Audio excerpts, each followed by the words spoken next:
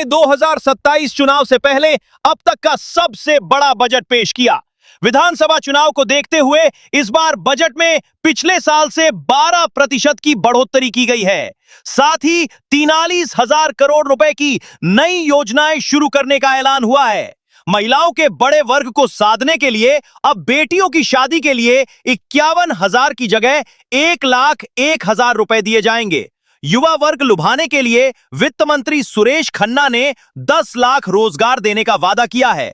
प्रदेश में 60 medical college हैं, 14 नए और खोले जाएंगे। 3 यूनिवर्सिटीज को भी शुरू किया जाएगा। मेधावी छात्राओं को 400 करोड़ रुपए से स्कूटी बांटी जाएगी। मध्यम वर्ग को घर दिलाने के लिए उत्तर प्रदेश आवास विकास परिषद न्यू रेजिडेंशियल स्कीम लॉन्च करेगी। 34,000 करोड़ रुपए से नॉर्थ ईस्ट कॉरिडोर बनाया जाएगा। यह गोरखपुर से लेकर नेपाल बॉर्डर होते हुए सहारनपुर तक जाएगा। जेवर इंटरनेशनल एयरपोर्ट में अब 2 की बजाय 5 रनवे बनेंगे। योगी सरकार ने बजट का 25% इंफ्रास्ट्रक्चर को दिया है। कृषि को 12%, उच्च से लेकर बेसिक एजुकेशन को 12.50 से 15% तक, जबकि हेल्थ को 6 से 8% राशि दी गई है।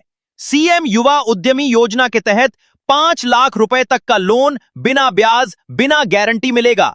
सरकार ने आर्टिफिशियल इंटेलिजेंस के लिए 225 करोड़ रुपए दिए हैं। योगी सरकार ने धार्मिक पर्यटन का इस बार भी खास ध्यान रखा है। अयोध्या और नैमिषारण्य के विकास के लिए 100 करोड़ रुपए दिए जाएंगे। सरकार प्रदेश के बड़े मंदिरों का जीर्णोद्धार भी करेगी। इसके अलावा मेरठ, मथुरा, वृंदावन और कानपुर विकास प्राधिकरण के विकास के लिए 800 करोड़ रुपए दिए हैं। छात्रों को फ्री टैबलेट और स्मार्टफोन के लिए 2,374 करोड़ रुपए बांटे जाएंगे। चुनाव में छुट्टा गोवंश बड़ा मुद्दा बनता है, इसलिए इनके रख रखाव के लिए 2,000 करोड़ रुपए का बजट प्रावधान किया है। वित्त मंत्री ने 9.12 लाख करोड़ का बजट पेश किया है। यह योगी सरकार 10वां बजट है। वित्तीय वर्ष 2025 से 26 में यूपी सरकार ने 8.7 लाख करोड़ रुपए से ज्यादा का बजट पेश किया था। उधार बजट में कुछ घोषणाएं न होने से लोगों की उम्मीदों पर पानी फिरा। शिक्षा मित्रों, अनुदेशकों और आउटसोर्सिंग कर्मचारियों को उम्मीद थी कि उनका मानदेय बढ़ाया जाएगा। विधवा, निराश्रित, दिव्यांग और वृद्धावस्था पेंशन बढ़ाने की भी उम्मीद थी, लेकिन सभी के हाथ खाली रहे। उम्मीद थी कि 1 अप्रैल 2026 से यूपी में 8वां वेतनमान लागू करने की घोषणा होगी, लेकिन ऐसा नहीं हुआ। 60 साल से अधिक उम्र की महिलाओं को भी उम्मीद थी कि उन्हें रोडवेज में मुफ्त यात्रा सुविधा दी जाएगी, लेकिन यह भी नहीं हुई। आइए देखते हैं बजट के बारे में लोगों की क्या राय है। मेरा नाम मुनीश त्यागी है। बड़ा अच्छा सवाल पत्रकार बंधु आपने पूछा है। मैं बिजनौर का रहने वाला हूँ। मुनीश त्यागी मेरा नाम है। मैं किसान भी हूँ, मैं व्यापारी भी हूँ। व्यापारी के लिए जब व्यापारी पूरे जीवन टैक्स देता है तो व्यापारी को बीमा क्यों नहीं होना चाहिए? उसका कम से कम 1 करोड़ रुपए का बीमा होना चाहिए। उसके स्वास्थ्य के इलाज के लिए कम से कम 10 लाख रुपए का स्वास्थ्य इलाज का कार्ड बनना चाहिए उसका। उसे पेंशन भी जरूर मिलनी चाहिए। पूरे जीवन टैक्स देने का काम व्यापारी करता है। व्यापारी को क्या दिया आप लोगों ने? व्यापारी को तो कुछ दिया ही नहीं। उसे क्यों नहीं 40,000 रुपये पेंशन मिलनी चाहिए लास्ट में 60 साल के बाद? तो इन्होंने सिर्फ टॉफ़ी देने का काम किया है, लॉलीपॉप देने का काम किया है। ये बढ़िया नहीं है सरकार। ये सिर्फ घपले में रखना चाहती है किसान को भी और व्यापारियों को भी। ये देश किसानों का देश है, ये देश व्यापारियों का देश है। आज अगर कहीं पहाड़ों पे एक घर बसता है तो व्यापारी उसके लिए सामान लेके जाने का वहाँ काम करता है, क्योंकि वो 1 किलो आटा नहीं ला सकता, आधी किलो दाल नहीं ला सकता। वो व्यापारी काम करता है। व्यापारी भी एक तरह से भगवान का रूप है। तुम देख रहे हो व्यापारी को लूटने के अलावा पूरे जीवन टैक्स उससे लेते हो और देने का कोई काम नहीं है। उन्होंने धोखा देने का काम किया जनता को। आम जनता के लिए क्या है इसमें? आम जनता के लिए भी कुछ नहीं है। आम जनता को धक्के खा रही। कितनी फैक्ट्री लगाने का काम किया, कितने स्कूल बढ़ाने का काम किया इन्होंने। स्कूलों को बंद करने का काम किया इन्होंने। शराब की दुकानें बढ़ाने का काम किया है। ये हर आदमी को धोखा दे रहे हैं। ये एक तरह से जादूगर हैं जो जादू दिखाने का काम करते हैं। लोगों को घपले में रखने का काम ये लोग कर रहे हैं। देखिए, शराब का रेट तो बहुत ज़्यादा होना चाहिए। ऐसा एक हिंदुस्तानी है जहाँ कफन पर टैक्स लिया जाता है, जहाँ दूध पर टैक्स लिया जाता है, जहाँ क्रीम पर टैक्स लिया जाता है, और शराब पे इतना कम टैक्स है कि हर आदमी, हर युवा पीढ़ी आज नशे की तरफ भाग रही हमारी।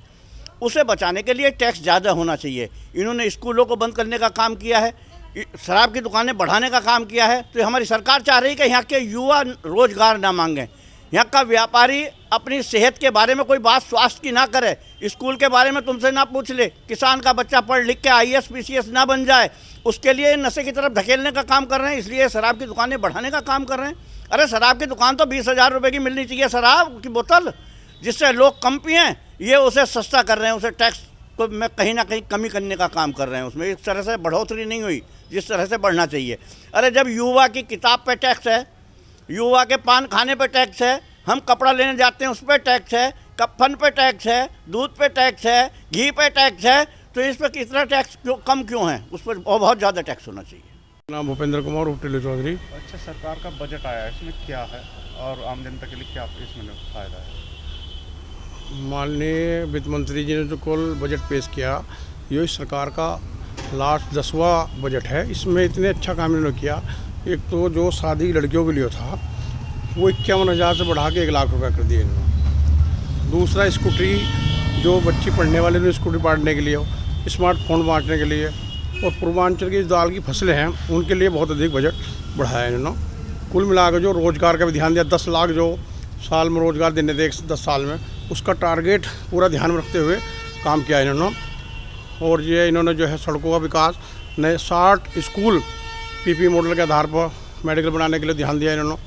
और जो इन्होंने काम इतने अच्छे किए हैं कि जो अगला इलेक्शन देखते हुए, ध्यान में रखते हुए काम किया है। और जो इन्होंने 60 साल की बच्चों के लिए रोडवेज में बर्ज औरतों के बजट रखा, उनको फ्री करने का इनका इरादा है। तो कुल मिलाकर जो बजट रखा वो 100 में 100 नंबर दिए जाएंगे। आज तक ऐसा बजट किसी ने पेश नहीं किया। अच्छा, किसानों के लिए इसमें क्या क्या है? किसानों के लिए तो ये काम क्या है, जो कीटनाशक दवाई थी, दवाई यूरिया खाद की, उनकी सब्सिडी बराबर बरकरार रखते हुए उसमें कोई बदलाव नहीं किया।